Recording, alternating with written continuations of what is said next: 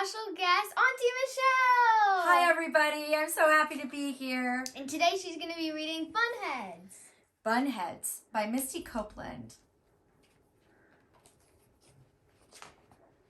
When Miss Bradley announced they'd be performing the ballet Coppelia for the recital, everyone in Misty's class shouted excitedly and gathered around to hear their teacher tell the story of Coppelia.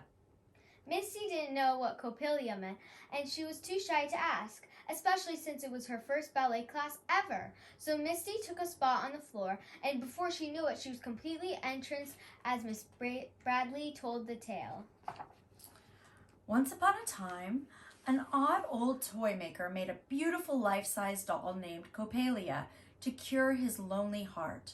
The doll was so pretty and looked so real that a boy named Franz fell in love with Coppelia at first sight, even though he'd already told Swanhilda he would marry her. Swanhilda was furious when she caught Franz blowing kisses to Coppelia, but Franz ignored her anger. Later, Franz sneaked in the toy maker's house to see Coppelia, but the toy maker caught him. When the toy maker realized that Franz was in love with the doll, he had an awful idea. Maybe he could use Franz's love to turn Coppelia into a real girl. Lucky for Franz, Swanhilda had also sneaked into the toy maker's house out of curiosity, and she was still hidden inside. She overheard the toy maker's evil plan and decided to dress like Coppelia to confuse the old man. Once the toy maker believed that his doll had finally come to life, Franz escaped. After that, Franz realized what a fool he'd been, and he married Swanhilda.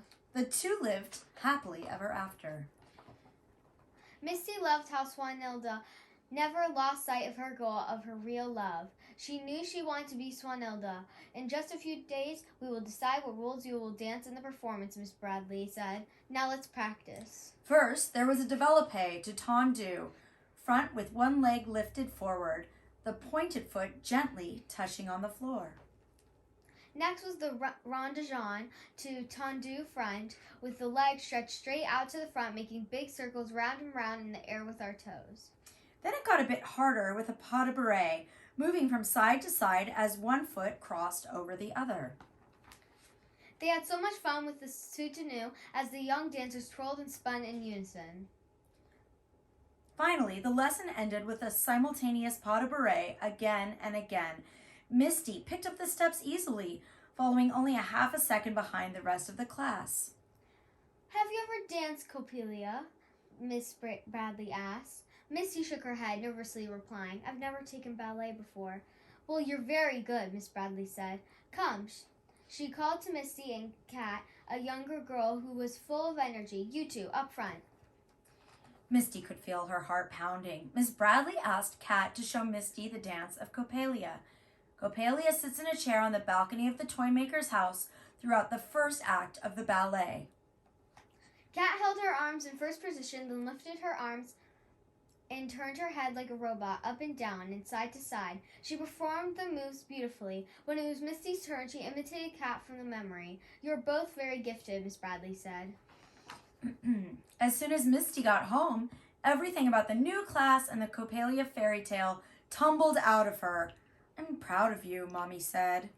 Misty was so excited she could hardly sleep. She lay in bed thinking about the doll coming to life. Misty said her name aloud, Coppelia. It felt magical and full of mystery. The next day, Misty arrived early. Kat was there too, dancing the steps of Swanhilda. Oh no, Misty didn't know if she could compete with someone so talented. Soon Miss Bradley arrived. Do you girls know which part you want to play in the recital? Misty held her breath as Kat answered, Coppelia. When the other dancers arrived, filling the studio with laughter, Misty and Kat stayed close, learning from one another. Kat's movements were sharp, while Misty's were soft. They tried to copy each other's style until they were giggling. At last, Miss Bradley was ready to audition the dancers to cast the parts that everyone would play in Coppelia. Nearly all hands shot toward the ceiling to audition for Coppelia. Misty was nervous for Kat, but when Kat began to move, Misty knew no one would be able to outdance her. When it was time to dance the role of Swanhilda, Misty was paired with a grinning younger boy named Wolfie, who was portraying Franz. Wolfie was on a mission to catch Misty's attention. The next day, Miss Bradley announced who would play the parts. Misty was excited when Kat got the part of Coppelia, and even happier when she won the part of Swanilda. The next few weeks were full of hard work for Misty. She had to perform both Swanilda and Coppelia when she tricked the toy maker into thinking she was the doll, who had come to life. It was a lot to learn. Watching Kat dance her parts with ease made Misty try harder. They inspired each other.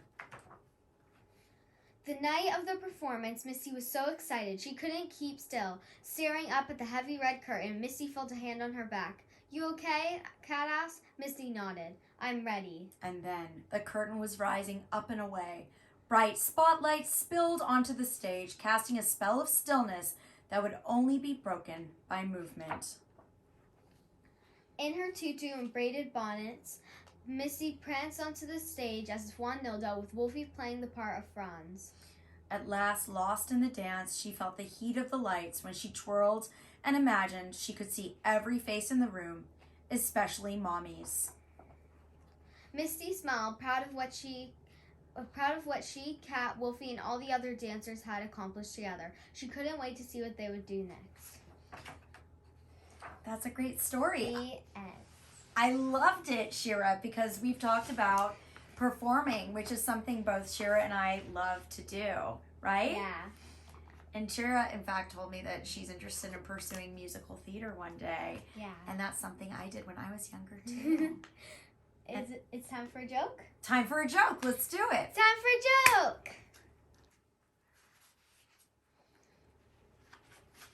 Where does Spaghetti like to dance? Where? At the meatball. Get it? Yep, I get it. So bye! See you next time on Shira's Story Corner! Bye!